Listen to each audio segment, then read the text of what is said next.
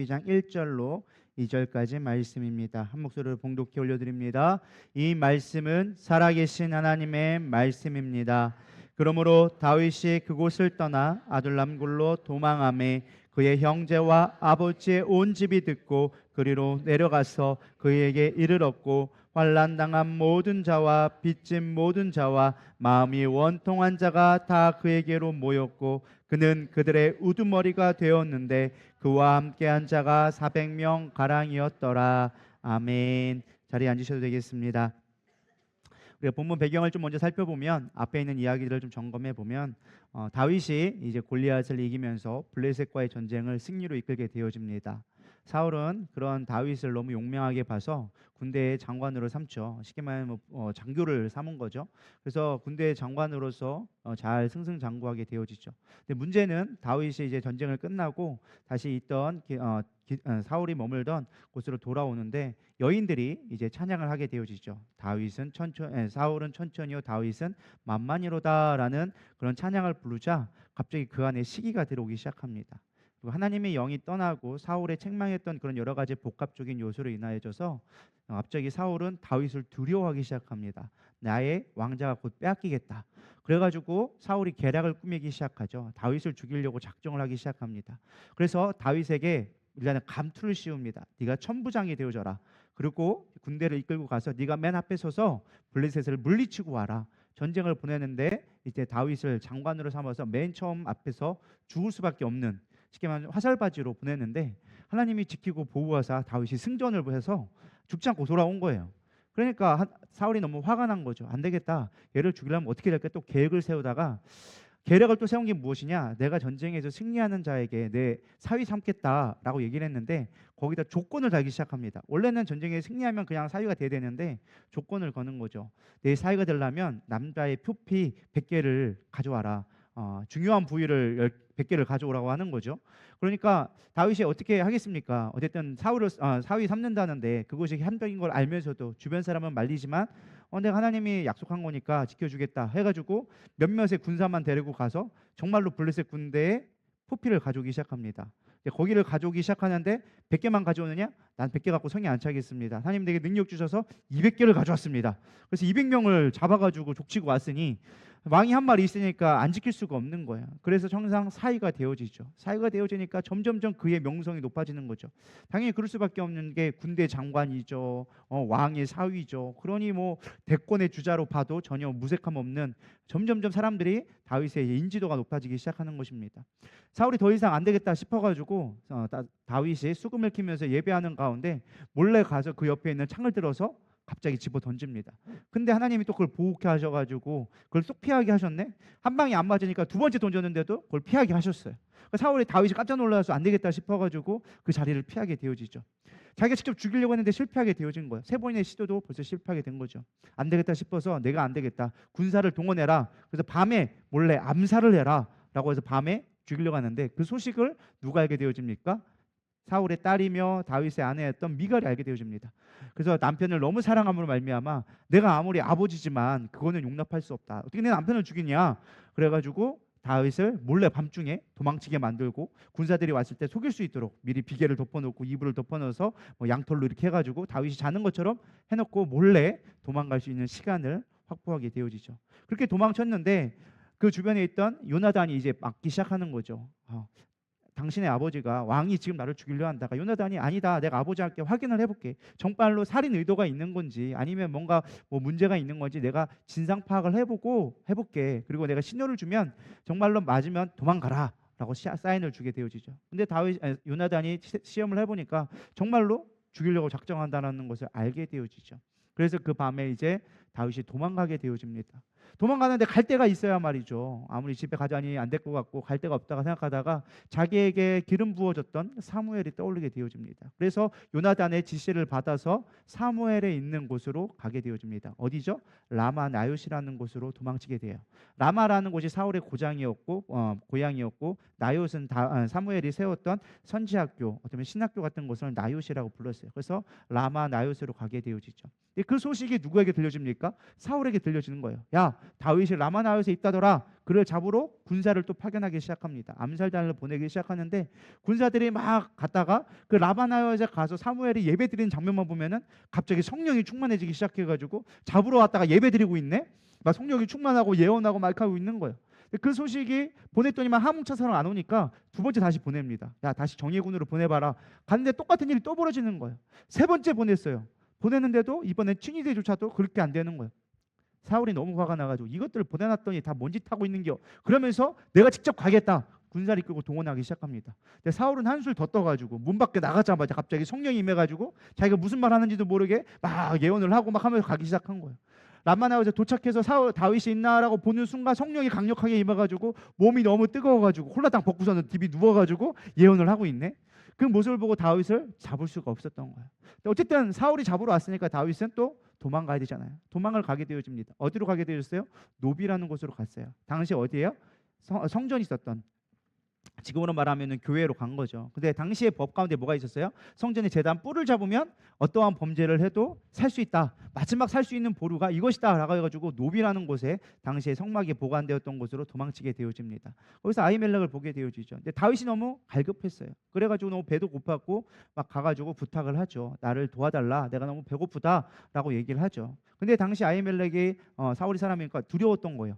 다윗이 혹시라도 군대를 이끌러 와서 지금 여기를 치려고 하는 게 아닌가, 서로 경계하는 가운데 있게 되어지죠. 그때 다윗이 얘기하죠. 나에게 먹을 것을 달라. 그러니까 제사장이 얘기하죠. 지금 내가 일반적인 떡은 없다. 단지 제사장 당시 안식일이었기 때문에 예배 드리는 그때 드려에게 떡을 바꾸는 이게 떡상에 있었던 떡을 바꾸는 그런 거룩한 떡이 있다. 원래 이거는 제사장만 먹을 수 있는 떡이었는데 이 떡이라도 네가 먹을 수 있겠느냐? 하나님 앞에 여자를 취하지 않고 너희들이 하지 않았다면 내가 이 떡을 줄게라고 아히멜렉이 제사장이 타협을 하게 되어지죠. 다윗은 사실 그걸 먹으면 안 됐었어요. 율법을 지켜서야 했음에 불구하고 자신의 너무 급한 상황 가운데 예배를 포기하고 안식일에 예배를 드리는 것이 아니라 기도를 부탁했던 것이 아니라 내 먹을 것을 달라고 하고 내가 살 수 있는 방법으로 칼을 달라고 요청합니다. 자기의 힘을 의지하기 시작하죠. 때마침 거기에 누구 칼이 있었어요? 골리앗을 죽였던, 골리앗이 썼던 칼이 있었던 거예요. 다윗이 얘기하죠. 이것보다 좋은 칼이 있겠느냐? 그것은 무엇을 의미합니까? 다윗의 명성을 의미하고 또 어디에 다윗이 지금 때마침 어디에 가려고 블레셋으로 갔을 때 망명했을 때 자기가 그런 명성이 있었다는 것을 보증해 줄 수 있는 칼이기 때문에 이것만큼 좋은 칼이 없다. 인간적인 방법에 힘을 의지하기 시작합니다. 예배의 실패자의 모습을 통하여줘서 다윗은 큰 고난을 당하게 되어지죠. 블레셋으로 망명 갔지만 그 아기스 왕이 다윗을 곱게 여기지 않았습니다. 골리앗을 죽이는 우리의 원수인데 우리가 어떻게 너의 망명을 받겠느냐, 그렇게 하는 말을 신하들이 하는 말을 듣고 다윗이 깨닫기 시작합니다. 아, 이곳은 내가 피난할 곳이 아니구나. 내 방법을 의지하면 안 되겠다. 그래서 살 방법을 강구한 게 뭐였어요? 미친 척을 해야겠다. 내가 이 상태로 제정신에 있다가는 죽게 생겼으니까 막 침 질질 흘리면서 막 머리를 박고 막 이상한 소리 해하고 막 혼자 노래하고 막 미친 척을 하기 시작하는 거예요.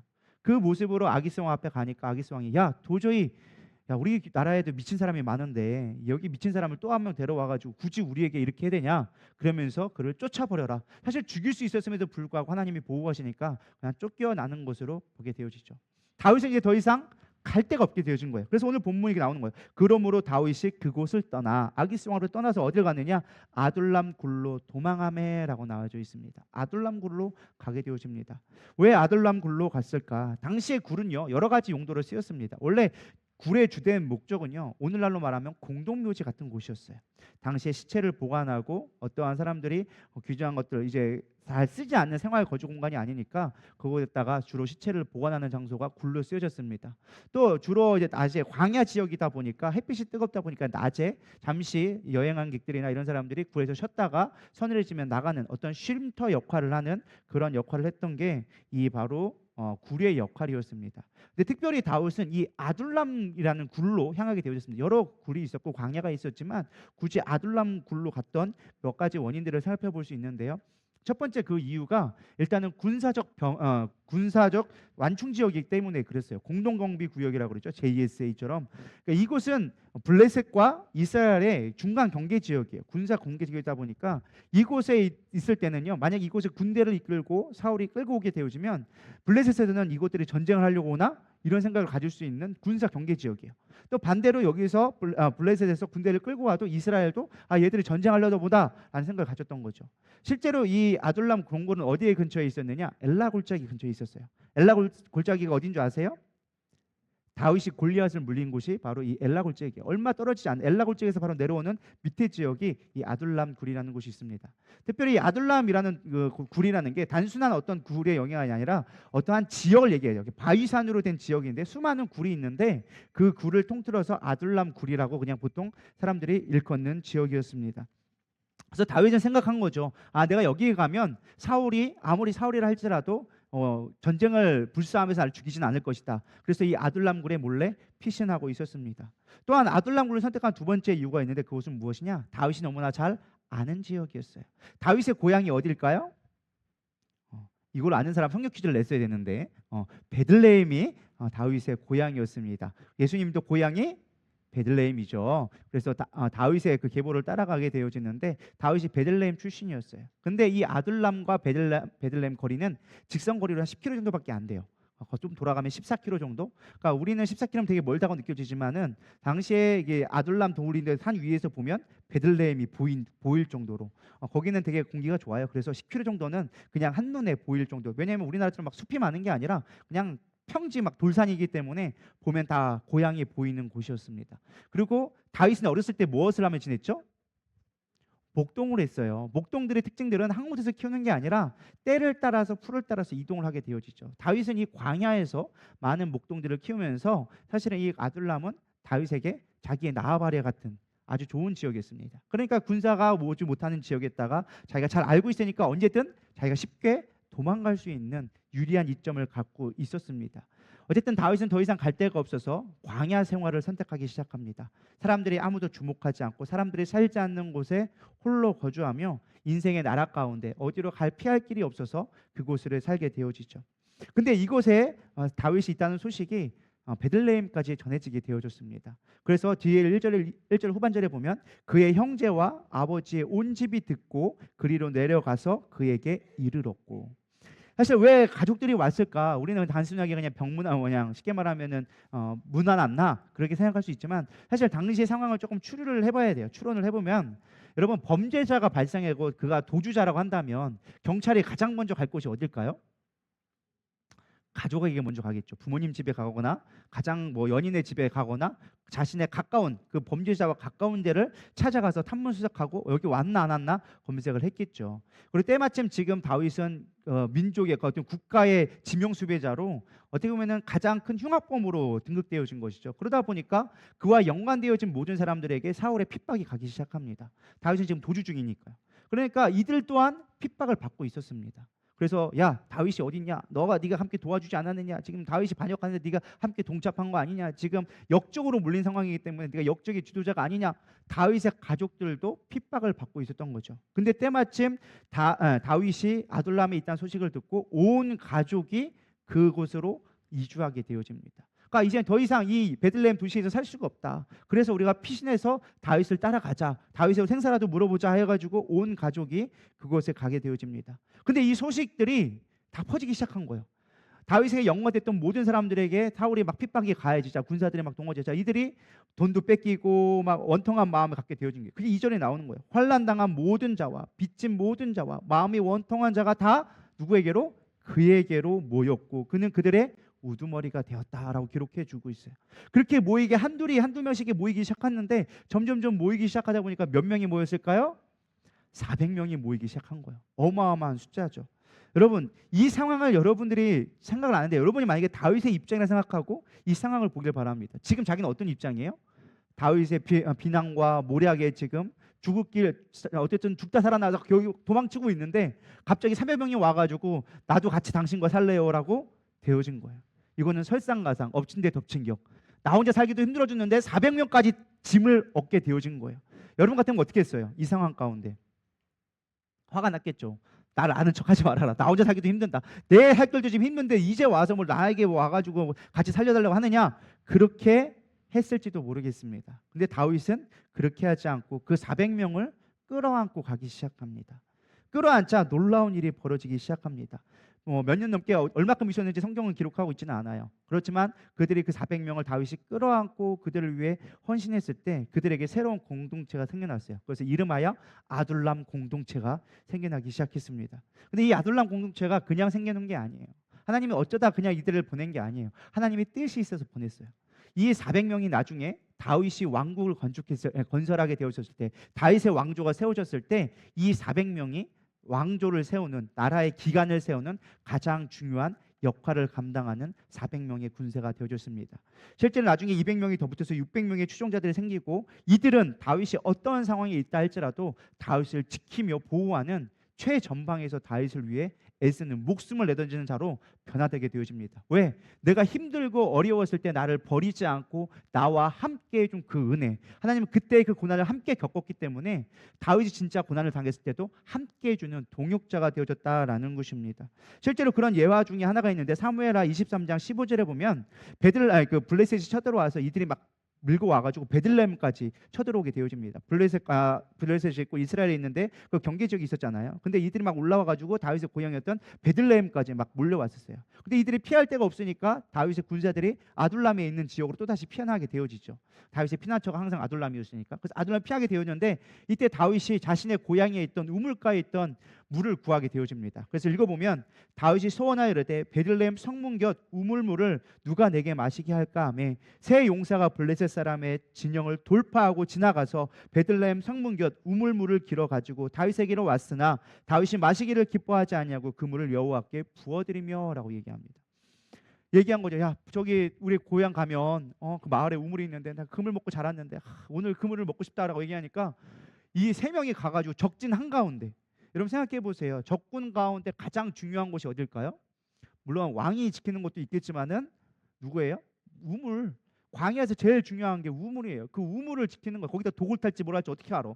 그러니까 우물을 지키는데 수없이 많은 군사가 있었을 거란 말이죠. 거기서 수시로 물을 떠먹고 그들이 아마 물을 보충했을 거예요. 근데 그 수많은 군사들을 물리치고 단 3명이 가서 물을 길러서 다윗에게 주게 되어집니다. 그 밤에 다윗은 그 물을 차마 먹을 수가 없었어요. 이것이 핏값이다. 너희들의 핏값이다. 하나님 앞에 드리신 제물로 하나님 앞에 제물을 드려서 우리 다시 승리하자. 그래서 그거를 드리게 되어지는 모습이 되어지죠. 이 3명이 누구였느냐? 바로 이 아둘람 굴에 있었던 자들이었다라는 것입니다. 그렇게 다윗을 위해서 다윗이 정말로 압살롬에 도망갈 때도 끝까지 다윗과 함께하고, 다윗이 전쟁 가운데 졌을 때도 끝까지 함께하고, 함께했던 동역자가 이 아둘람 공동체에서 시작되게 되어졌다라는 것입니다. 다윗은 이 아둘람 동굴에서 그때 어떤 시간을 보냈기에 이들이 그렇게 목숨을 걸고 충성스러운 자가 되어졌을까? 하나님의 군대로 세워지는 자를 어떻게 만들어냈을까? 우리는 그 답을 찾아봐야 합니다. 그것이 우리가 힘들고 어려울 때 어떻게 이겨낼 수 있는지를 알 수 있는 답을 가르쳐주기 때문에 그렇습니다. 정답은 무엇이냐? 그들이 그 고난 가운데 아둘람 공동체가 예배자로 변화되었기 때문에 그렇다라는 것입니다. 저는 생각을 해봤어요. 과연 이들이 처음 모였을 때 어떤 뭘 했을까? 처음에 왔으면 아마 이렇게 했을 것 같아요. 다윗이 혼자 있을 때 가족들이 오게 되어지죠. 그럼 뭔 얘기를 하겠어요? 자기의 그동안의 여정을 얘기하겠죠. 내가 블레셋에 갔는데 그들이 죽이려고 해가지고 미친 척하고 막 힘들어가지고 이렇게 왔습니다. 그러자 아버지가 얘기하죠. 야, 우리도 힘들었다. 야, 사울이 왕이 와가지고 우리 집에 다 뺏고 막 난리 났다 하면서 막 울고 불고 막 난리 났겠죠. 막 그래서 그래 고생했다. 살았으니 다행이다. 막 서로 위로하고 그렇게 형제들 가운데 막 했겠죠. 그리고 사람들이 올 때마다 그 이야기를 듣고 서로 위로하고 막 그렇게 하는 시간들을 보냈을 것 같아요. 근데 문제는 공감하는 것까지는 좋은데 그렇다고 문제가 해결되느냐는 거예요. 그 광야에서 먹을 것이 어디 있겠으며, 그 사울의 지금 왕 치세가 이게 하늘 높이 찌르는데 어떻게 할 수 있겠느냐? 그들이 고난 가운데 있었을 거예요. 그때 다윗이 수장이 되어서 얘기합니다. 우리 하나님 앞에 예배합시다. 하나님만이 우리의 도움이십니다. 아마 이렇게 예배를 했던 것 같습니다. 그게 어디 기록되어졌느냐? 사실 오늘 본문만은 딱 2구절만 기록되어져서 나와져 있지 않습니다. 근데 시편에 보면, 다윗의 시에 보면 기록되어진 게 있습니다. 시편 57편과 142편인데요. 그 뒤에 보면 항상 제목에 시편 57편에 보면 이런 제목이 쓰여져 있어요. 다윗의 믹담시 인도자를 따라 알다스엣에 맞춘 노래. 다윗이 사울을 피하여 굴에 있던 때에. 굴에 있던 때면 어딜까요? 아둘람 굴에 있을 때에 불렀던 노래다라고 나와져 있어요. 우리가 사실 모르는 단어가 몇 개가 나오죠. 첫 번째는 믹담이란 말이 나와요. 믹담이란 뜻은 무엇이냐? 여러분들이 참 좋아할 말인데 황금이란 뜻이에요.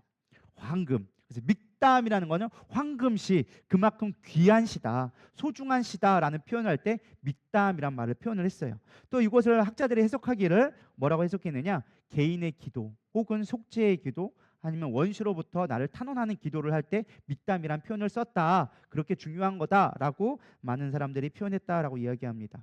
또 하나 우리가 알지 못하는 단어가 있죠. 알다스엣이란 말이 나와요. 처음 들어보죠. 알다스엣. 성경을 보면서 여러분 주의 깊게 보지 않으니까 어려운 말인데, 이 알다스엣이란 말은요, 멸하지 말아 주세요라는 뜻을 갖고 있어요. 그러니까 지금 상황에 다윗이 너무 궁극한 가운데 있으니까, 생명의 위험 가운데 있으니까, 하나님 나를 살려주세요라는 그런 간절한 마음으로 부르는 노래. 그래서 지금 고통 가운데 부르는 노래, 이런 식으로 찬양을 불러야 한다라고 나와져 있는 거예요. 그러면서 다윗이 사울을 피하여 이 아둘람굴에 있을 때 이렇게 불렀더라, 이렇게 했더라라는 것을 기록해 주고 있습니다. 우리 한번 1절부터 우리 7절 11절까지 제가 원래는 읽어보려고 1부 때는 읽었는데, 우리 아까 영상을 보느냐고 10분이 날아가서 제가 한 절씩 그냥 읽어가면서 하도록 하겠습니다. 1절에 보면 이렇게 나와져 있어요. 하나님이여 내게 은혜를 베푸소서, 내게 은혜를 베푸소서. 내 영혼이 주께로 피하되 주의 날개 그늘 아래에서 이 재앙들이 지나가기까지 피하리이다 라고 얘기해 주고 있어요. 이게 언뜻 보면 주님 내게 도와주세요, 나를 불쌍히 여겨주세요, 나를 살려주세요, 내게 은혜를 베풀어 주세요 기도한 다음에 뭐라고 하고 있느냐, 주의 날개 아래 나를 품어주소서, 이 재앙이 지나갈 때까지 나를 보호해 주소서. 이게 언뜻 생각하면 이렇게 볼 수가 있어요. 독수리가 막 날아가고 있어요. 밑에 있는 닭이 있죠. 그러다가 병아리가 막 놀고 있는데 독수리가 지나간 걸 보고서는 엄마 닭이 얘기하죠. 꼬꼬닥 꼬꼬닥 빨리 모여라 하니까 병아리들이 삐약삐약 하면서 막 와가지고 엄마 품에 쑥 숨는 거죠. 그럼 엄마가 그거를 딱 숨어가지고 독수리 지나갈 때까지 품고 있는 모습, 이런 모습으로 아마 여러분 상상하면서 읽었을 것 같습니다. 물론 그것도 좋은 방법 중에 하나지만, 사실 이 말의 의미는 그거예요. 주의 날개 그늘 아래라는 말이, 우리가 성막을 봐야 됩니다. 성막 갔다 오신 분들 기억하시죠? 법궤의 뚜껑을 우리가 뭐라고 할까요? 법궤의 뚜껑. 법궤가 이렇게 상자가 있잖아요. 거기에 만나와 이제 아론의 상나 지팡이와 이제 깨진 돌판이 있는데, 그걸 덮는 뚜껑이 있어요. 뚜껑의 이름이 뭐였을까요? 아무도 모르시나요? 시은소라고 부릅니다. 멀시 시트라고 해서 은혜의 자리, 그래서 시은소라는 말로 하는데요. 잘 외워두시길 바랍니다. 이 정도는 알만할 것 같아요. 시은소라고 하는데, 이 시은소 법궤의 뚜껑이 그냥 뚜껑만 있는 게 아니라 멋지게 장식이 되어 있어요. 어떻게 장식이 되어 있느냐? 천사가 이렇게 기도하고 있는데, 하나가 아니라 두 명이, 천사 두 명이 이렇게 기도를 하는데 서로 맞대어 보고 있어요. 그래서 법궤 뚜껑이 있으면 서로 맞대, 천사가 이렇게 해서 기도를 하고 있는데, 저 날개가 이렇게 감싸고 있어요. 근데 감싸 날개가 두 개가 서로 이렇게 잇대어져서 막 하트하는 것처럼 날개가 이렇게 돼 있고, 천사들이 이렇게 앞에서 기도를 하고 있죠. 우리 지난번에 성막 갔을 때, 작년에 성지순례 갔을 때 보셨죠? 안 보셨나 봐요. 못 들어갔나 봐요 그때. 그래서 날개 가지고 천사한 게 있었어요. 그거를 사실 상징하는 거예요.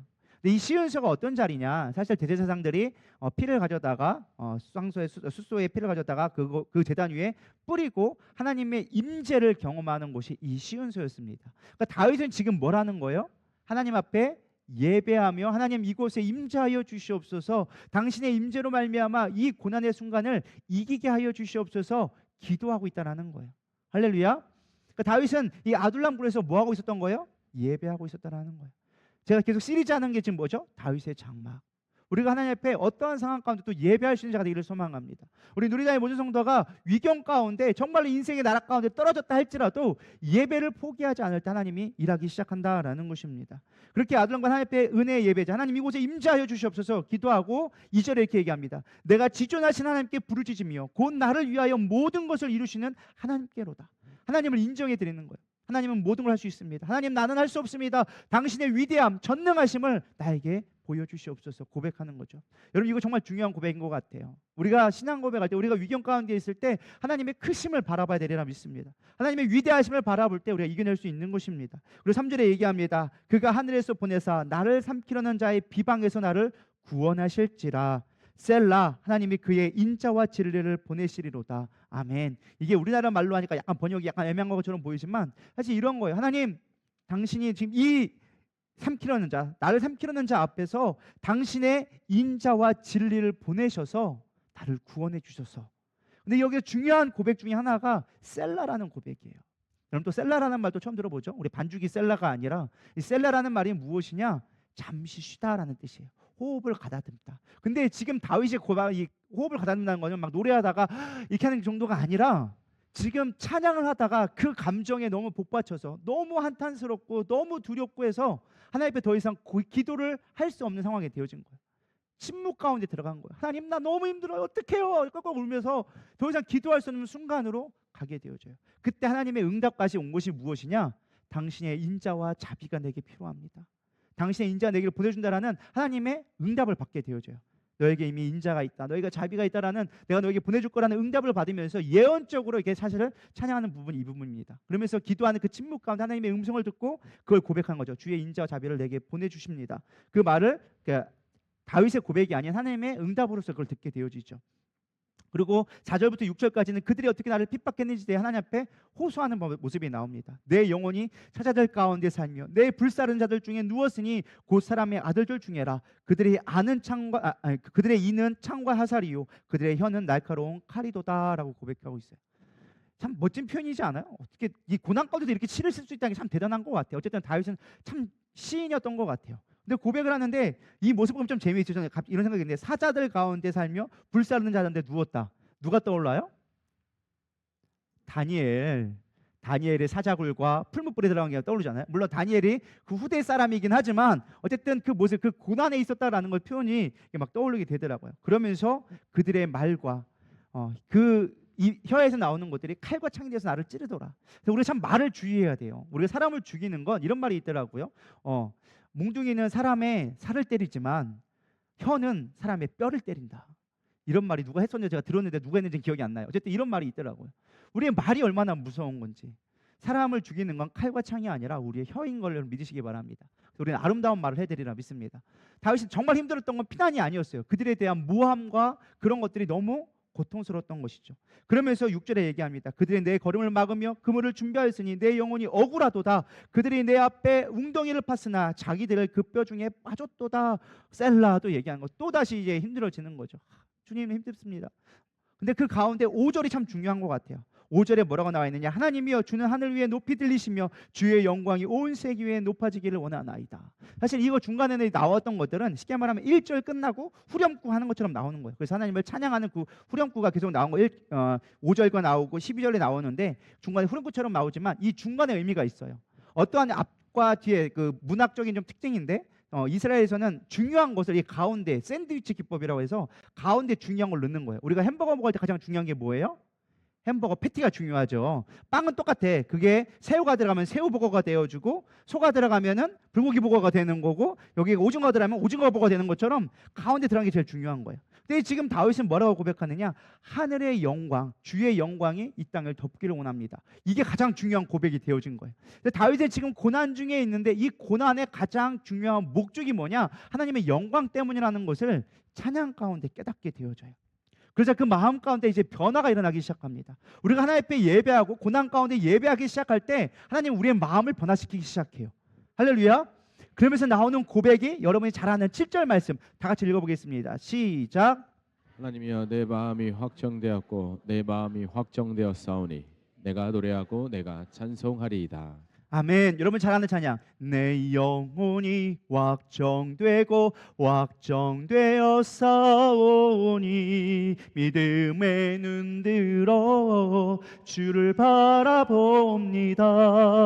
내 영혼이 확정되고 확정되어 싸우니 믿음의 눈 들어 주를 바라봅니다.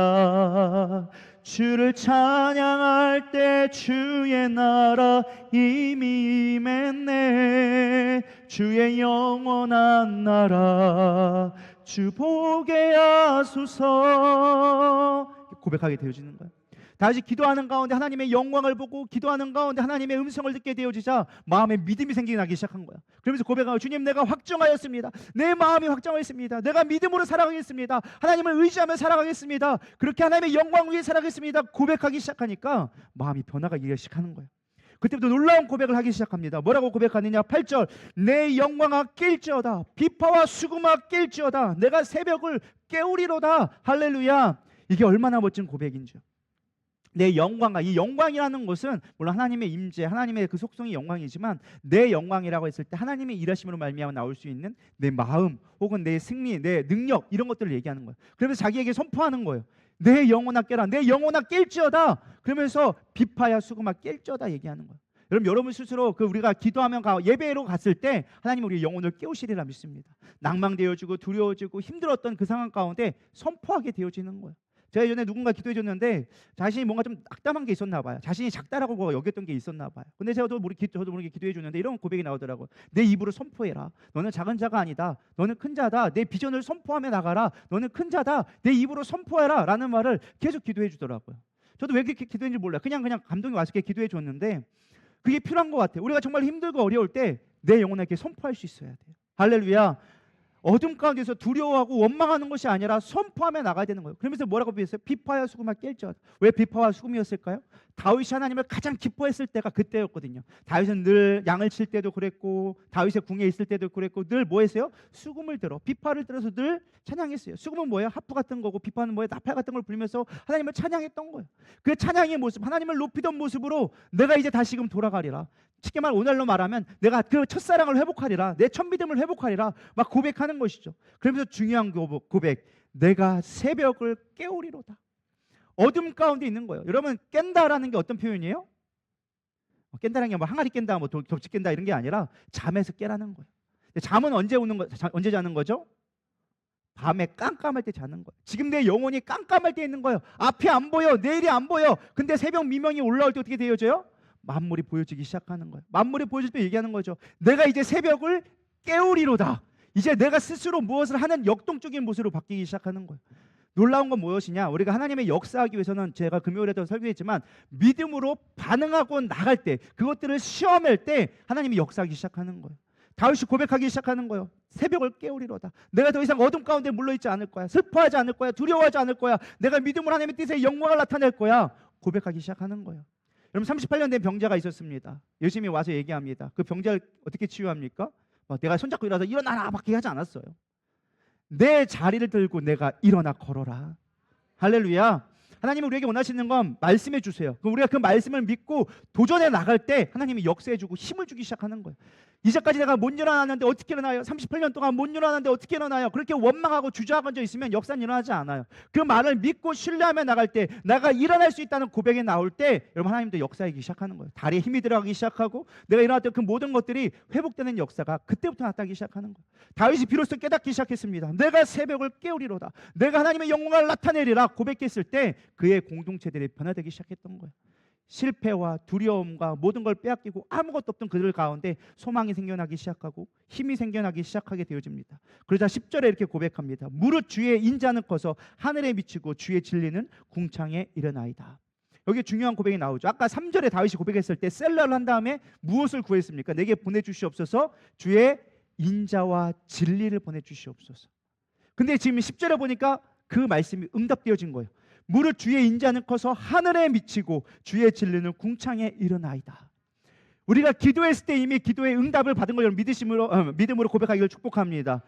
하나님이 인자를 주셨어요. 진리를 주셨어요. 누구예요? 예수님을 우리에게 주셨다라는 거예요.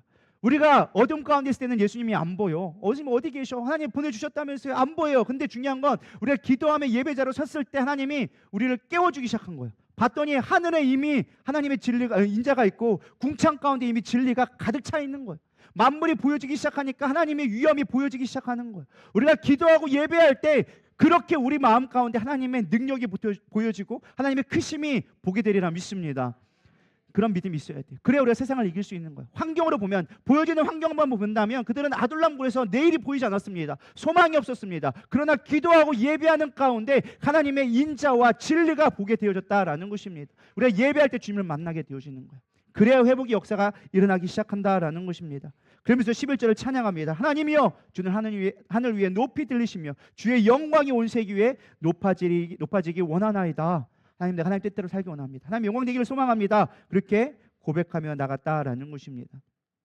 우리 인생 가운데 광야와 같은 시간들이 있어요. 영적인 아마 아둘람굴에 속해 있는 사람들도 있을지도 모르겠습니다. 내일의 소망이 없고 모든 것을 다 빼앗기고 내 안에 억울함으로 가득 차는 아마 그런 모습이 있을지도 모를 것 같아요. 그럼에도 불구하고 우리가 이 광야 가운데 하나님의 말씀을 들을 수 있는 저런 되기를 소망합니다. 히브리어 참 재밌는 게 무엇이냐? 광야라는 뜻이 미드바르라는 말로 합니다. 미드바르. 미는 관사고 다바르라는 것과 합쳐진 말이 광야인데, 이 다바르라는 원어의 뜻이 무엇이냐? 말씀이란 뜻이에요.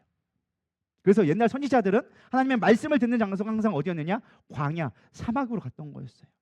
성경이 재밌죠? 하나님의 말씀을 들으러 광야로 가는 거예요. 고난의 길로 갔을 때 하나님의 말씀이 들려지기 시작하는 거예요. 그래서 성경의 믿음의 사람들은 다 광야의 훈련학교를 다 지났어요. 모세도 그랬죠. 모세도 40년 동안 광야 생활을 했고, 다윗도 광야 생활을 했고, 바울도 광야 생활을 했고, 예수님도 심지어 광야에서 시험을 받으셨습니다. 하나님이 쓰는 사람들은 때로는 광야의 길을 다 걷게 하세요. 우리 인생의 고난이 무조건 나쁜 건 아니라는 거예요. 그 굴에서 드디어 하나님을 만나게 되어졌다라는 것입니다. 내 인생 가운데 가장 힘든 시기에 부를 수 있는 찬양과 예배가 하나님의 마음을 움직이는 거예요. 비로소 하나님의 음성이 들려지기 시작하는 거예요. 여러분, 이 시간 하나님 마음 가운데 확정되기를 소망합니다. 주님, 내 영혼이 확정되어졌습니다. 어떠한 상황 가운데 내가 예배를 타협하지 않겠습니다. 내가 어떠한 가운데도 예배를 절대로 무너지지 않겠습니다. 확정되어질 때 여러분들의 문제가 해결되어지리라 믿습니다.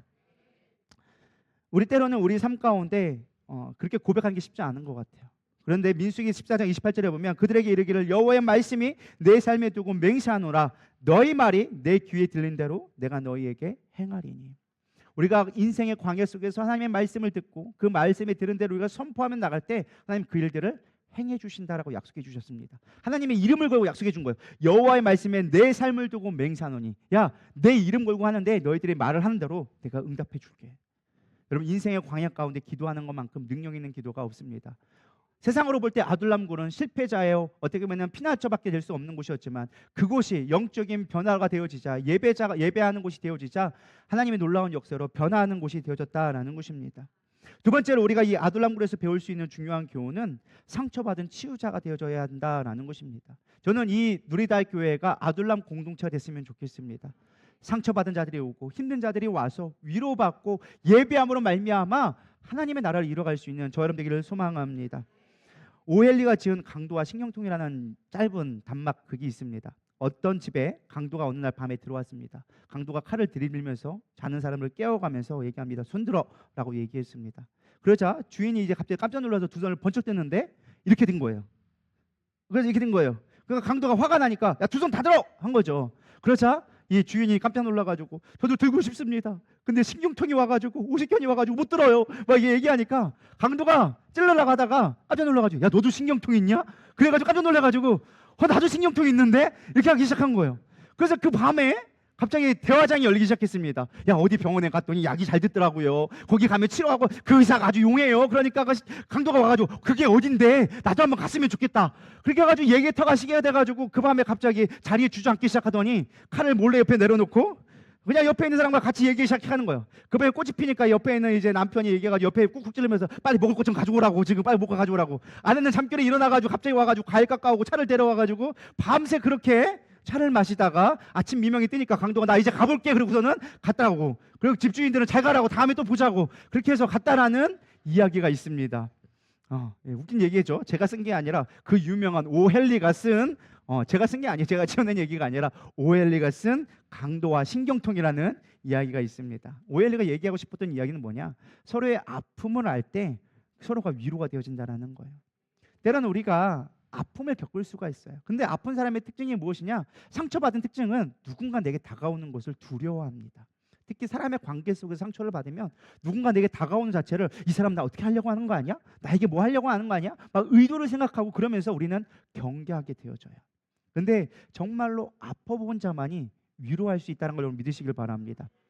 내가 감기가 걸렸어. 정말 막 독감에 걸리고 코로나에 걸려서 죽을 듯 아파 죽겠는데 옆에 있는 사람이 만약에 암이 걸렸다 생각해 보시기 바랍니다. 거기서 막 항암제 맞고 있고 막 개글대고 있는데 거기 가가지고 내가 아픈데라고 얘기할 수 있을까요? 못하죠. 암이 걸린 사람이 얘기하는 거예요. 괜찮아, 이겨낼 수 있어. 나도 이겨내고 있어. 그렇게 말할 때 위로가 되지 않을까요? 멀쩡하게 막 놀다 와가지고 괜찮아, 나을 거야, 이렇게 얘기하는 사람 하는 말과 정말 아파서 죽겠는데 막 링겔을 꽂고 와가지고 괜찮아, 우리 이겨낼 수 있어, 우리도 이겨냈잖아, 이렇게 하는 거가 그 무게가 같은 말이겠냐라는 거예요. 무게감이 반드시 다르다는 거죠. 아파본 자가 위로할 수 있는 마음도 알게 되어지는 거예요. 내가 아파봐야 아픈 사람 마음도 알겠다라는 것입니다. 제가 고백했잖아요. 제가 죄송하지만 나이는 아직 어린데 노안이 오기 시작했어요. 그러니까 이게 잘 안 보이시는 분들의 마음이 위로되기 시작하는 거예요.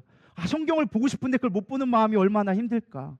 또 우리 강로님들 이제 귀가 잘 안 들리잖아요. 제가 요즘에 이명이 와가지고 막 삐 소리 나는데 이게 안 들리는 것도 아니에요. 들리긴 다 들려. 근데 이게 삐 소리 나니까 되게 거슬린 거예요. 근데 이게 들리게 귀가 조금 문제가 생기기 시작하니까 귀가 안 들리는 게 얼마나 큰 아픔인지를 경험하게 되더라고요. 그러니까 딴 때는 그냥 하나님 고쳐주세요, 그냥 이렇게 의무적으로 목사로서 어떤 사명감을 가지고 했던 것이 이제 마음으로 기도하기 시작하는 거예요. 하나님, 이거 보통 일이 아니네요. 얼마나 힘들까요, 주님? 그 마음 아시죠? 막 이렇게 하면서 기도가 되기 시작하는 거예요. 할렐루야. 그래서 아픈 자가 아픈 마음을 이해해야 되는 거예요. 상처받은 자가 치유자, 위로자가 될 수 있다라는 것입니다. 저는 우리 누리다교회가 그렇게 서로의 아픈 것들을 위로해 줄 수 있는 공동체가 되기를 소망합니다.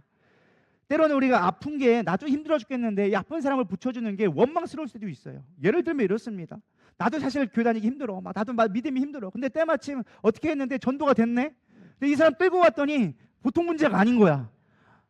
이거 맨날 아침마다 태워가야 되고, 때마다 막 선물도 줘야 되고, 먹을 것도 사줘야 되고, 그렇게 해서 잘 나오면 그래도 감사한데 맨날 삐져싸네. 나 교회 안 나간다 그러고, 막 이래서 안 한다 그러고 그럼 화가 나는 거죠. 하나님, 도대체 나도 힘들어 죽겠는데 왜 붙였냐고요? 나에게 짐을 왜 붙여줘가지고 이렇게 힘들게 하냐고요? 그럴까요? 안 그럴까요?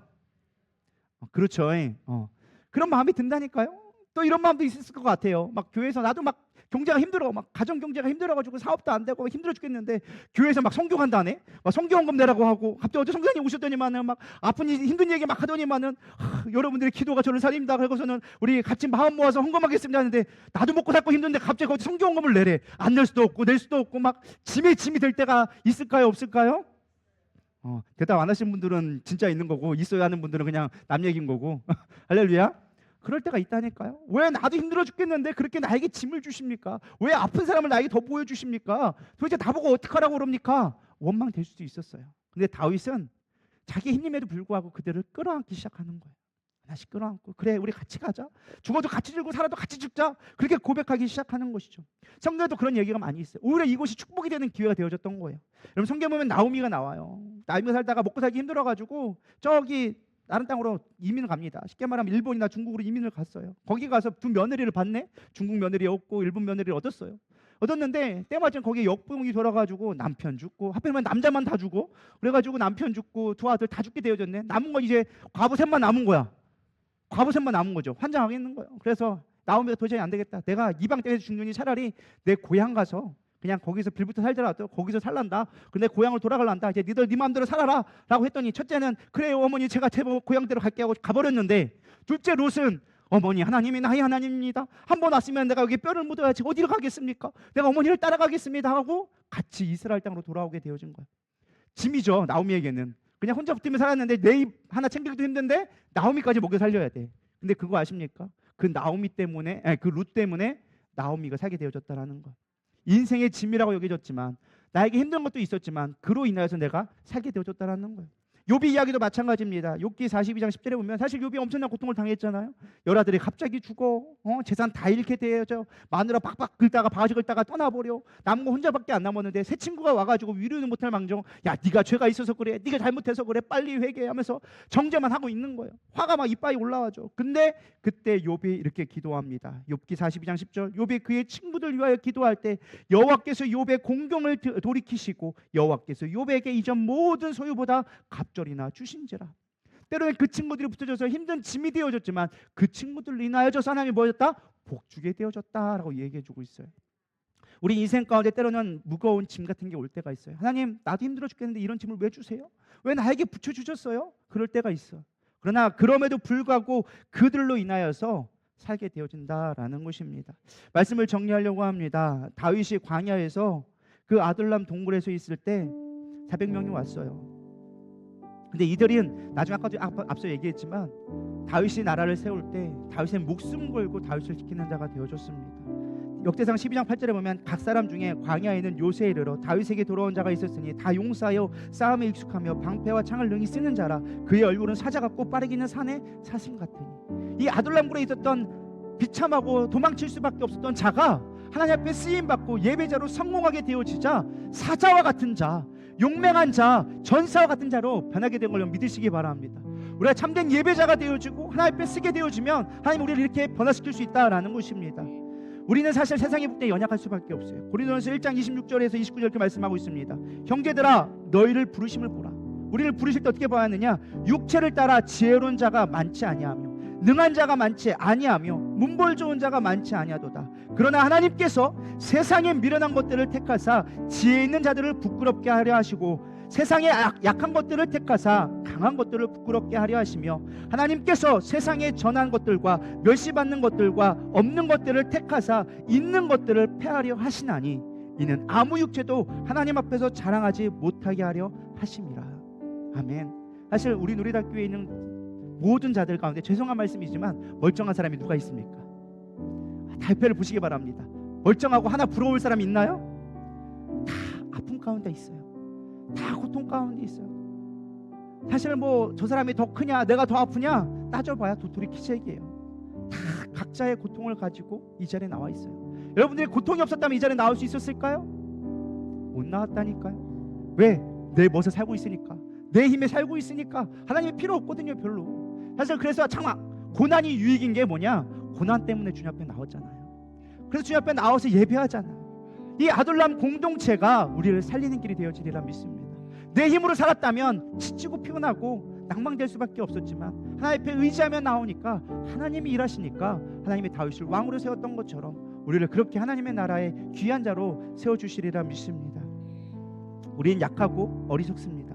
그러나 그럼에도 불구하고 하나님 우리를 택하신 이유는 강한 자에게, 부유한 자에게 부끄럽게 하려고 우리를 세워주셨다라고 얘기해주고 있습니다.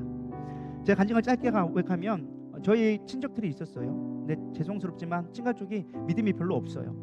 믿음이 별로 없어요. 예전에 참 저희가 개척할 때마다 저희 집이 어려웠어요. 이제 어머님이 너무 믿어서 도장을 빌려줬던 게 보증이 되어져서 집안이 뿔뿔이 흩어지고 너무나 힘든 시간 가운데 있었죠.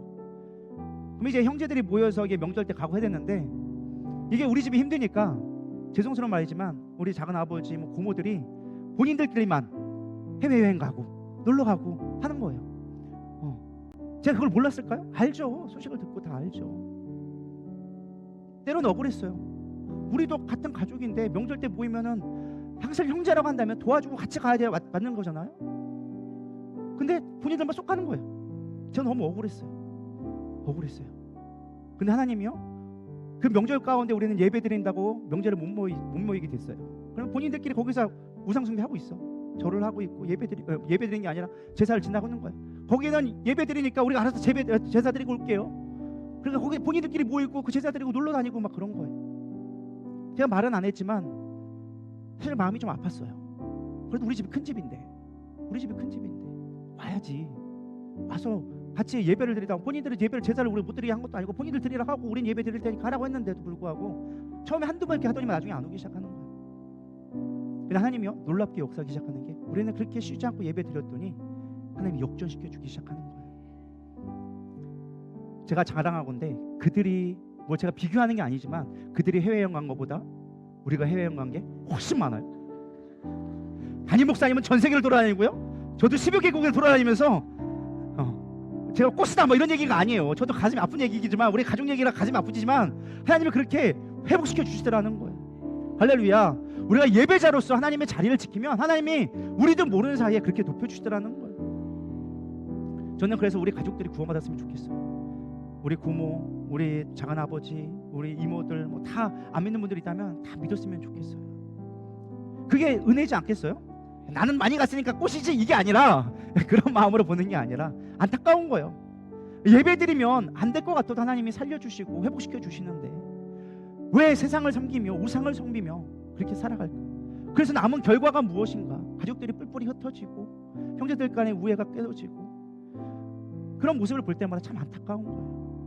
우리는 사실 뿔뿔이 흩어졌었어요. 그때마다 온 가족이 뿔뿔이 흩어졌지만 하나님이 다시 연합하게 하시고 회복시켜 주셨잖아요. 좋은 집 주시고 좋은 안정적인 생활 주시고 교회로 하여금 우리 성도들 모여서 같이 예배하게 하시는 놀라운 축복이 우리 가운데 부어졌다라는 거예요. 여러분 예배하는 게 실패인 것 같지만 예배의 자리에 지키고 있을 때 하나님은 놀랍게 회복시켜 주는 거예요. 욥에게 말씀해 주셨던 것처럼 갑절의 은혜를 우리 가운데 부어 주시는 거예요. 그게 우리가 고난 가운데 있을 때 환난 가운데 있을 때 우리가 드려야 될 방법이라는 거예요. 아둘람군 고난의 자리였지만 어둠의 자리였지만 캄캄한 자리였지만 누구 하나 찾아오지 않는 자리였지만 그 아픈 사람들이 모여서 예배하니까 그 자리가 축복의 자리, 은혜의 자리. 여러분 우리가 잘 나갈 때 성공할 때 하나님의 비전이 보이지 않습니다. 우리의 고난 가운데 하나님 앞에 기도하기 시작하면 비전이 보이기 시작하는 거예요. 믿으십니까? 여러분 잘 나갈 때 하나님 생각나나요? 안 그러나 고난 가운데 있을 때 하나님이 보이기 시작하고 하나님의 말씀이 들려지기 시작한다라는 것입니다. 지금 영적인 아둘람굴에 있는 자가 있습니까? 하나님을 찾으시길 소망합니다. 아픈 자들과 함께, 옆에 있는 형제들과 함께 예배 힘쓰기를 축복합니다. 그 삶이 변화되어져서 하나님의 놀라운 역사가 되리라 믿습니다. 아멘. 우리 이 시간 모든 상황 속에서 가사를 생각하면서 하나님, 내가 어떠한 상황에 있다 할지라도 주님만 바라보길 원합니다. 주의 얼굴을 구합니다. 내 마음이 확정되게 하여 주시옵소서. 어떠한 상황 가운데 있다 할지라도 내가 주님을 예배하게 하여 주시옵소서. 우리 그렇게 고백하는 마음으로 우리 찬양 드리며 우리 기도로 나가겠습니다.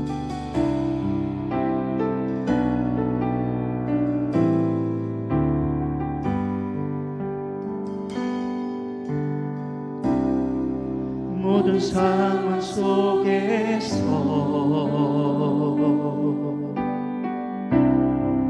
주를 찬양할지라.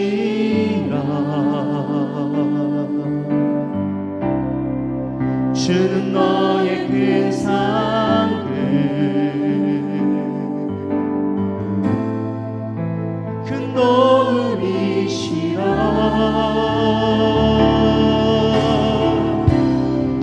주의 얼굴 구할 때 그 신사 우사, 그 신사랑 안에서 주를 보게 하소서.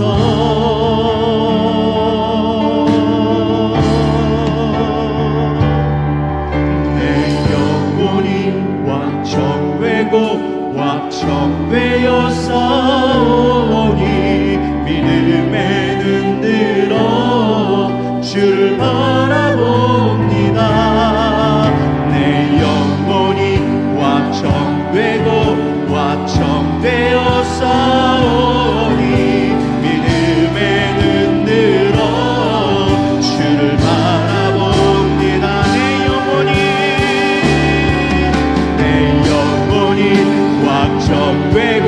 wak정되어 싸우니 믿음에 눈 들어 주를 바라봅니다.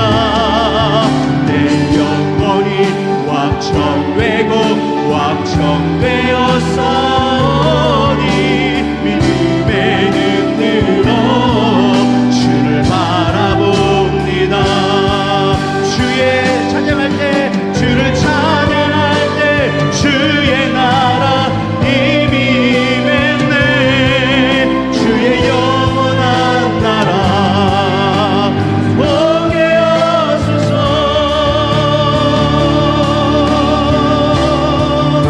내 영혼이 wak정되어 싸우니 믿음에 눈 들어 주를 바라봅니다.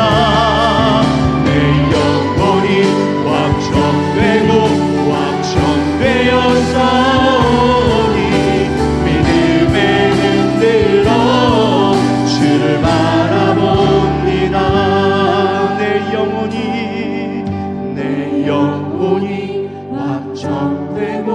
wak정되어 싸우니 믿음에 눈 들어 주를 바라봅니다. 내 영혼이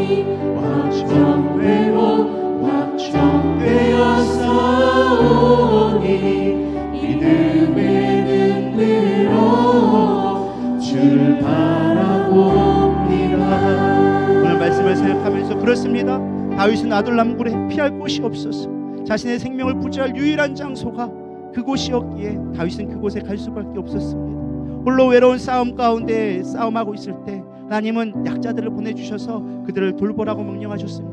하나님, 왜 나에게 이런 자를 보내주셨습니까? 힘 있는 자를 보내주셔야 되지 않겠습니까? 고백할 수 있었지만 다윗은 그 약자들을 품어가며 그들과 함께 예배자가 되어지자 놀라운 역사로 하나님은 그들을 변화시켰고 그들을 위대한 용사로 변화시켜 주셨습니다.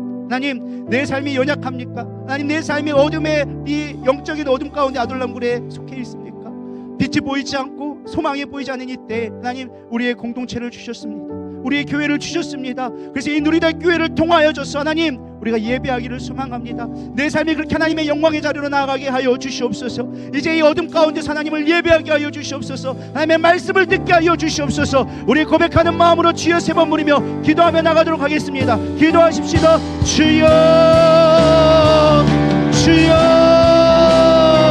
주여. 하나님 지금 영적인 어둠 가운데 있습니까? 내일의 소망이 보이지 않고 막막한 가운데가 있는 자가 있습니까? 하나님 내가 의지할 곳은 주님밖에 없습니다. 이적들이 나를 치러오며 아버지 그들이 나를 아버지 비방하며 조롱하며 아버지 나를 아버지 억울하게 만들지만 하나님 그러나 내가 하나님 앞에 아뢰입니다. 하나님 나의 약함을 가지고 하나님 앞에 나아갑니다. 하나님 나를 붙들어 주시옵소서. 우리의 예배를 받아 주시옵소서. 이 연약한 자들이 모여서 하나님 앞에 예배하며 나갈 때 이곳에 임재하여 주셔서 우리의 삶을 바꾸게 하여 주시옵소서. 내 마음을 변화시켜 주셔서 하나님의 영광의 자리로 인도함을 믿사오니 하나님 참된 예배자로 살게 하여 주시옵소서. 내 마음이 확정되었다 고백하게 하여 주시옵소서. 하나님의 인자와 진리가 나를 덮게 하여 주시옵소서. 이 온 땅에 충만하신 하나님의 능력을 보게 하여 주시옵소서. 위대하신 하나님 능력의 하나님 그 하나님의 나의 하나님 되기를 소망합니다. 그 하나님을 내가 찬양하기를 원합니다. 당신의 영광이 내 안에 거하기를 원합니다. 하나님 함께하여 주시옵소서. 우리를 구원하여 주시옵소서. 우리를 불쌍히 여겨 주시옵소서. 하나님 우리의 연약한 자들이 이 자리에 모였습니다. 영적인 어둠 가운데서 어디로 가야 할지 모르며 슬퍼하며 낭망하는 가운데 하나님 몸부림치는 자들이 너무나 많이 있습니다. 그러나 주님 내가 주님 앞에 예배하며 주님의 임재를 갈망하며 주님의 도우심을 구할 때 주의 인자와 진리를 보내주셔서 우리를 회복케 하신 주님을 찬양합니다. 주님을 내 마음 가운데 확정하게 하여 주시옵소서. 내 어둠 속에 아버지 함몰되어져 있는 것이 아니라 새벽을 깨우며 어둠을 물리치는 우리의 삶이 되게 하여 주시옵소서.